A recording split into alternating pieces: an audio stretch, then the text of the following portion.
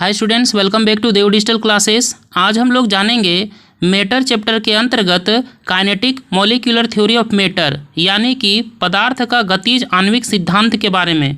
तो चलिए आगे देखते हैं। Kinetic molecular theory of matter, पदार्थ का गतिज आणविक सिद्धांत। The description of matter in terms of the motion of molecules in it is called the kinetic molecular theory of matter. देखिए, पदार्थों का विवरण उसके अणुओं के गति के संदर्भ में करना पदार्थ का गतिज आणविक सिद्धांत कहलाता है। मतलब काइनेटिक मॉलिक्यूलर थ्योरी के अंतर्गत हम पदार्थ के अणुओं या कणों के गति को देखते हैं, जिससे पदार्थों को डिफरेंट स्टेट में रखते हैं। अब आगे देखते हैं postulates of kinetic molecular theory, गतिज आणविक सिद्धांत के अभिधारणाएं। मतलब इस सिद्धांत के अंतर्गत हम सॉलिड, लिक्विड और गैस के काइनेटिक एनर्जी को देखेंगे। देखिए, पहला पोस्टुलेट यह है कि ऑल सब्सटेंसेस, चाहे वह सॉलिड हो या लिक्विड हो या गैस हो, कंसिस्ट ऑफ पार्टिकल्स। सभी पदार्थ सॉलिड, लिक्विड या गैस पार्टिकल से बने होते हैं।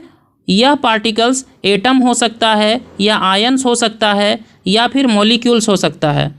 दूसरा पोस्टुलेट्स यह है कि These particles are in a state of constant motion and therefore possess kinetic energy। मतलब पदार्थ के सभी कण एक नियत गति में होते हैं, जिसके कारण इसमें पदार्थ के कणों में गतिज ऊर्जा संचित होती है। अब सेकेंड पोस्टुलेट के अंतर्गत सॉलिड, लिक्विड और गैस के पार्टिकल के काइनेटिक एनर्जी को देखेंगे। देखिए, in solids the particles are closely packed. As a result of this strong intermolecular force of attraction the particles can not move freely and solids have fixed shape and definite volume. However the particles can vibrate about their mean position. Therefore the particles in solids have very little kinetic energy. ठोसों के कण एक दूसरे के काफ़ी निकट pack होते हैं, जिसके फलस्वरूप अंतराण्विक बल काफ़ी प्रबल होता है और ठोस कण स्वतंत्र रूप से गति नहीं कर सकते हैं। इसलिए ठोसों का एक निश्चित आकार और आयतन होता है। हालांकि कण अपनी माध्य स्थिति में कंपन कर सकते हैं, इसलिए ठोसों की कणों की गतिज ऊर्जा बहुत कम होती है। इसके बाद आगे देखते हैं, in liquids the particles are loosely packed.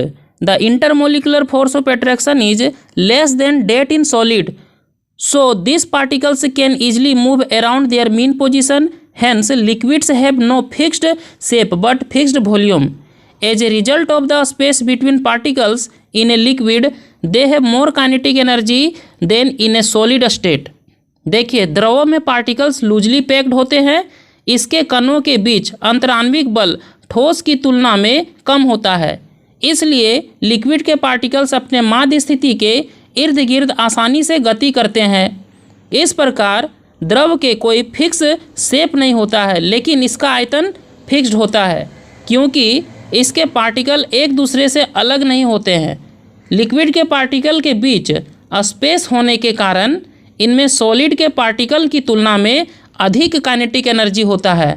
अब आगे देखते हैं गैसेस के पार्टिकल में kinetic energy. In gases the intermolecular force of attraction is negligible. The particles move freely in any direction, so gases have no fixed shape and volume. As a result of enormous space between the particles, gases have very large kinetic energy. गैसों में अंतराण्विक बल ना के बराबर होता है। इसके कण स्वतंत्र रूप से किसी भी दिशा में गति करते हैं, इसलिए गैसों के आकार और आयतन निश्चित नहीं होता है। गैसों के कणों के बीच अत्यंत जगह होने के कारण गैसों के कणों में बहुत अधिक गतिज ऊर्जा होता है। Thus, according to the kinetic molecular theory of matter, the kinetic energy of the molecules of a substance is lowest in the solid state, a little higher in the liquid state, and very high in the gaseous state. इस प्रकार पदार्थ के गतिज आणविक सिद्धांत के अनुसार पदार्थों में ठोस अवस्था में इसके अणुओं या कणों में गतिज ऊर्जा बहुत कम होता है, द्रव अवस्था में गतिज ऊर्जा थोड़ा अधिक होता है और गैसीय अवस्था में गतिज ऊर्जा बहुत अधिक होता है। स्टूडेंट्स, इस वीडियो में इतना ही। Thanks for watching this video.